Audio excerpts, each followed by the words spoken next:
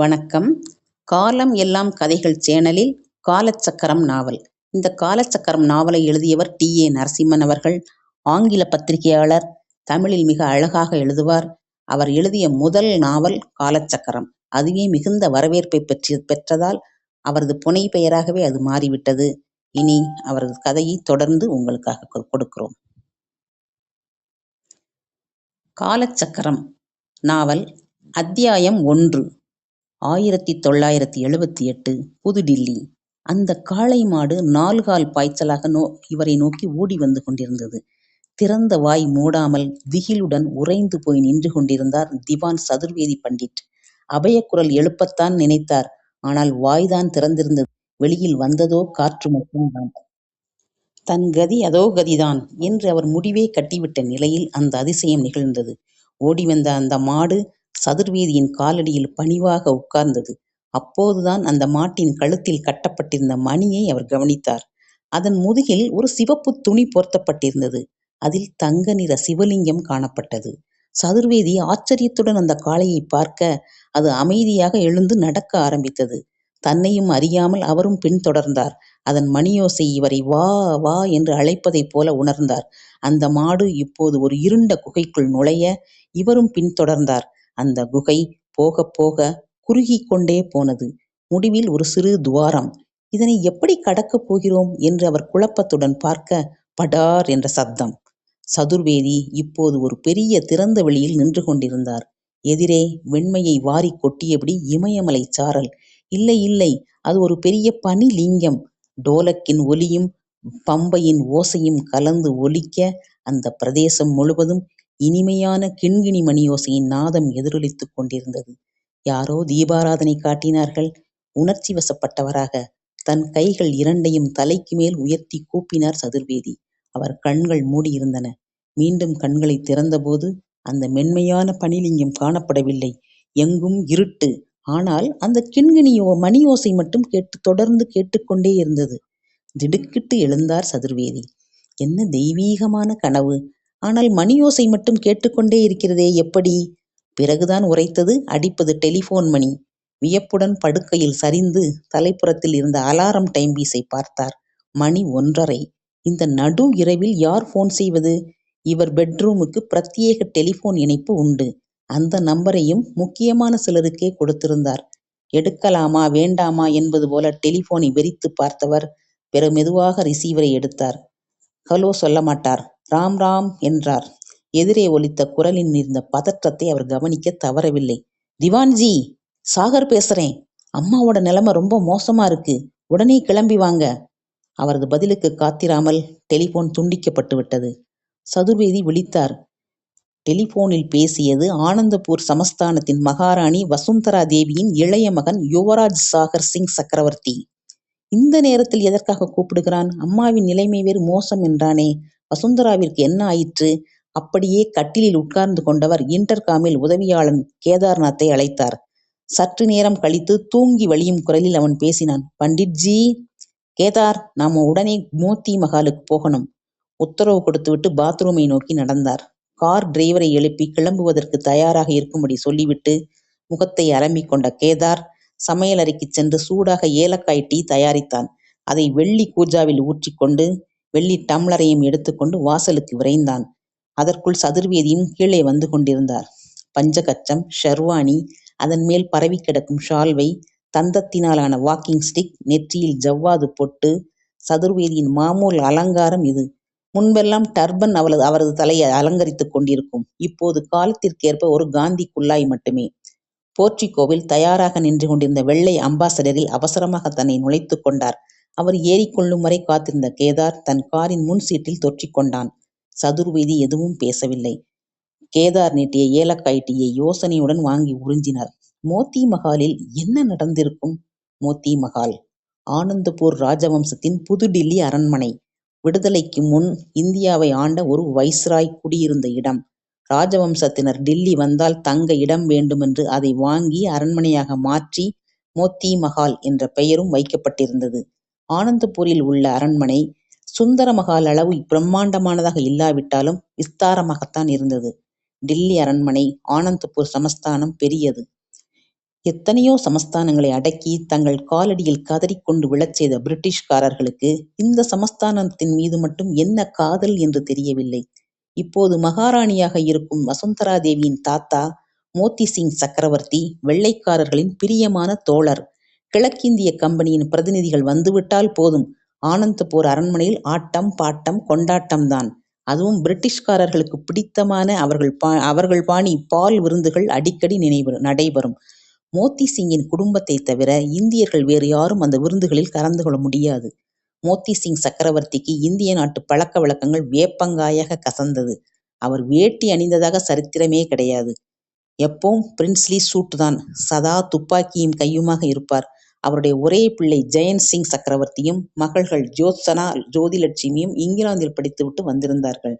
சுதந்திர போராட்டம் உச்சகட்டம் அடைந்ததும் காற்று எதிர்ப்பக்கமாக வீசுவதை உணர்ந்து கொண்ட மோதி சிங் பிரிட்டிஷாருக்கு டாட்டா சொல்லிவிட்டு காங்கிரஸ் தலைவர்களுக்கு நட்புக்கரம் நீட்டினார்.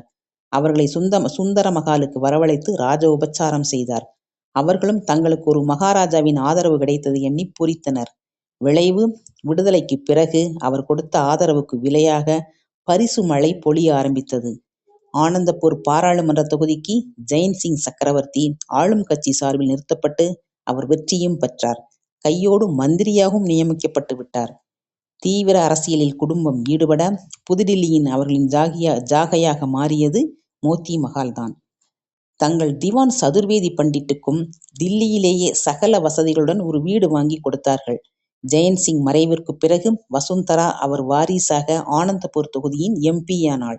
மந்திரி பதவியும் மறக்காமல் தரப்பட்டு விட்டது. கடந்த பொது தேர்தலில் ஆளுங்கட்சி படு தோல்வியை சந்திக்க வசுந்தராவும் தனது தொகுதியில் ஆனந்தபூர் தொகுதியில் மண்ணை கவ்வினாள். மகாராணி எனத்தான் தன் சமஸ்தானத்திலேயே தோல்வியடைந்து விட்டதை அவளால் ஜீரணிக்கவே முடியவில்லை. புதிதாக வந்திருந்த ஆட்சியாளர்கள் வேறு சமஸ்தான சொத்து விவரங்களை குடைந்து கொண்டிருந்தார்கள்.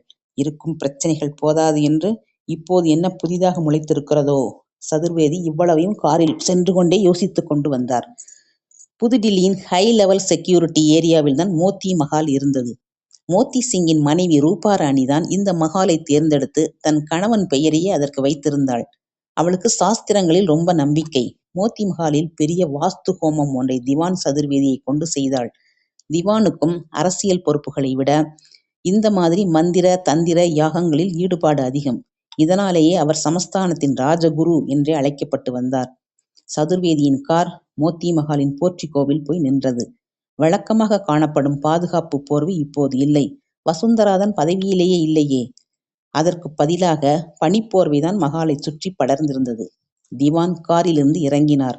2 படிகள் இறங்கியவர் திரும்பி கேதாரை பார்க்க அதன் அர்த்தத்தை நாசூக்காக புரிந்து கொண்டு மகாலின் தோட்டங்கள் பக்கமாக அவன் ஒதுங்கினான். திவான் வசுந்தராவின் படுக்கையறையை நோக்கி நடந்தார். அவருக்கு அந்த மகாலின் மூலை முடுக்கெல்லாம் அத்துப்படி.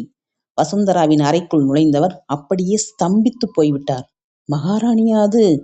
தனது மிடுக்கு நடையாலும் கம்பீரமான பேச்சாலும் கண்டிப்பான பார்வையாலும் ராஜதந்திர நடவடிக்கைகளாலும் எல்லோரையும் கட்டி போட்டு விட்டிருந்த வசுந்தரா இப்போது அலங்கோலமாய் கிடந்தாள். கலைந்த தலை, வெளிரி போன முகம், கண்களைச் சுற்றி கருவளையங்கள், எதையோ பிதற்றிக் கொண்டிருந்தாள். சாகர் சிங்கின் மனைவி மந்த்ரா கையில் சூடான ஓவலுடன் அவளை கெஞ்சிக் கொண்டிருந்தாள். என்னாச்சு சாகர்? அம்மா ஏதோ கெட்ட கனவு கண்டிருக்காள்னு நினைக்கிறேன். ஆக்ரோஷத்துடன் கண்களை திறந்தாள் வசுந்தரா தேவி. எத்தனை தடவை சொல்றது சாகர்? உன் மண்டையில ஏறவே மாட்டேங்கிறதே. நான் கண்டது கனவே இல்ல. என்னோட 2 கண்ணால அந்த லேடிய நான் பார்த்தேன். சரிம்மா, அந்த லேடி உங்க ரூமுக்கு வந்தா நான் ஒத்துக்கிறேன். நீங்க முதல்ல இந்த ஓவலை சாப்பிடுங்க. மந்த்ரா மாமியாரை சமாதானப்படுத்தினாள். என்ன வசு, என்னாச்சு உனக்கு? 3 தலைமுறையாக அந்த குடும்பத்தின் விசுவாச ஊழியனாக இருக்கும் உரிமையில் திவான் அவளை ஒருமையில் அழைத்தபடி சோஃபாவில் அமர்ந்தார். வசுந்தரா மௌனம் சாதித்தாள். சாகர் தான் நடந்ததை விவரித்தாள். திவான்ஜி, அம்மா தூங்க போகிற வரையில நல்லாத்தான் இருந்தாங்க. இன்ஃபேக்ட் ரஞ்சன் அண்ணா பிராங்க்பர்ட்ல இருந்து 11 மணிக்கு ஃபோன் பண்ணான். அப்ப கூட எப்ப இந்தியா வரப்போறேன்னு சிரிச்சு பேசிட்டு இருந்தா. அப்புறமா தான் தூங்க போனான். 12 மணி சுமாருக்கு திடீர்னு அலறிக்கிட்டு ரூமா ஓட ஆரம்பிச்சா. யாரோ தன் ரூமுக்கு வந்ததா சொல்றா. வெறும் கனவுதான், நிம்மதியா தூங்குன்னா கேட்க மாட்டேங்கிறா. சாகர் சொன்னதும் வசுந்தரா ஆவேசத்துடன் எகிற மந்த்ரா கையில் இருந்த ஓவல் கப் பறந்து சென்று கீழே விழுந்து நொறுங்கியது. அதற்கு மேல் அவள் கோபத்தை எதிர்கொள்ள பயந்து நைசாக அவள் நழுவி விட்டாள். இடியட்! திருப்பி திருப்பி கனவுன்னு சொல்லி திவான்ஜி முன்னையே என்னை அவமானப்படுத்துறியே. வசுந்தராவின் முகத்தில் ஆத்திரம். சரி சரி. திவான் சாகரின் தோளைத் தட்டி அவளை பேசாமல் இருக்கும்படி சமிக்ஞை காட்டினார். நல்ல வேளையாக அந்த சமயம் சுவாமி சுக்ரானந்தா உள்ளே நுழைந்தார். சுக்ரானந்தா 27 வயதான பால யோகி. வேடிக்கை என்னவென்றால், யோகியாக மாறுவதற்கு முன்னால் இவர் பெரிய சஜ்ஜன். சஜ்ஜன் சாகர் சிங்கின் உயிர் நண்பன். இருவரும் அமெரிக்காவின் டெக்சாஸ் யூனிவர்சிட்டியில் ஏரோஸ்பேஸ் இன்ஜினியரிங் ஒன்றாக படித்து மாஸ்டர் டிகிரி வாங்கியவர்கள். தொடர்ந்து இருவரும் மெக்கானிக்கல் இன்ஜினியரிங்கில் சேர்ந்தார்கள். ஏதோ வேலையாக சஜ்ஜன் இந்தியாவுக்கு வந்தவன் திடீரென்று காணாமல் போனான். சாகர் மட்டும் தொடர்ந்து அமெரிக்காவில் படித்தான். படிப்பு முடிந்து இந்தியா வந்த சாகர் தன் உயிர் நண்பன் சஜ்ஜனை சல்லடை போட்டு தேடினான். அவனைப் பற்றி ஒரு தகவலும் இல்லை. திடீரென்று ஒரு நாள் மோத்தி மகாலுக்கு சாகரை தேடி ஒரு யோகி வந்தார். அந்த யோகிதான் தன் உயிர் நண்பன் சஜ்ஜன் என்று தெரிந்து கொண்டபோது அவனுக்கு பயங்கர ஷாக். ஆனால் அதற்குப் பிறகு அவனை விட்டுவிட மனம் வரவில்லை. நட்பை புதுப்பித்துக் கொண்டான். சுக்ரானந்தா சுவாமியாக மாறியிருந்த சஜ்ஜனுக்கு ஒரு ஆசிரமம் அமைத்துக் கொடுத்து தனது குடும்பத்துக்கு யோகா சொல்லிக் கொடுக்கும்படி வேண்டினான். இப்போது வசுந்தரா சுவாமியின் முக்கியமான சிஷ்யை. தன் தாயின் டென்ஷனை குறைக்க திவானுக்கு போன் செய்த கையோடு சுவாமி சுக்ரானந்தாவையும் வரவழைத்திருந்தான் சாகர். சுவாமியின் வருகை வசுந்தராவிற்கு தெம்பை கொடுத்தது. என்ன வசுஜி, மனசை ஏன் அலைபாய விடுறீங்க? புன்னகையுடன் கேட்ட சுவாமி திவானை பார்த்து ஒரு நமஸ்தியை உதிர்த்தார். எனக்கு என்ன ஆச்சுன்னே தெரியலை Swamiji. I know my behaviour is childish. எதையாவது செய்து என் குழப்பத்தை தீர்த்து வையுங்களேன் என்ற கெஞ்சல் அவள் குரலில் தொனித்தது. சுவாமி திவான் பக்கத்தில் இருந்த இன்னொரு சேரில் அமர்ந்தார். குட்டையான திவான்ஜியும் நெட்டையான சுவாமிஜியும் எல்லாவற்றிலுமே இரு துருவங்கள். முன்னவர் இரட்டை நாடியான சரீரம் கொண்டவர், பின்னவர் ஒட்டடை குச்சி போன்ற உடல்வாகு. திவானுக்கு கட்டையான குரல், சுவாமிக்கோ பெண்மை கலந்த மயக்கும் குரல். முன்னவர் வைதீகமானவர், பின்னவரோ யோகாபியாசம் தவிர வேறு அனுஷ்டானங்கள் தேவையில்லை என்று நினைப்பவர். தேவதைகளை உபாசித்து அவற்றை மகிழ்விப்பதை விட குண்டலினி சக்தி மூலம் பரபிரம்மத்தை அடையலாம் என்று நம்புகிறவர். திவான் தாடி மீசை எல்லாவற்றையும் அழித்துவிட்டு பளிச்சென்று தக்காளி பழம் போல் சிவப்பாக இருப்பார்.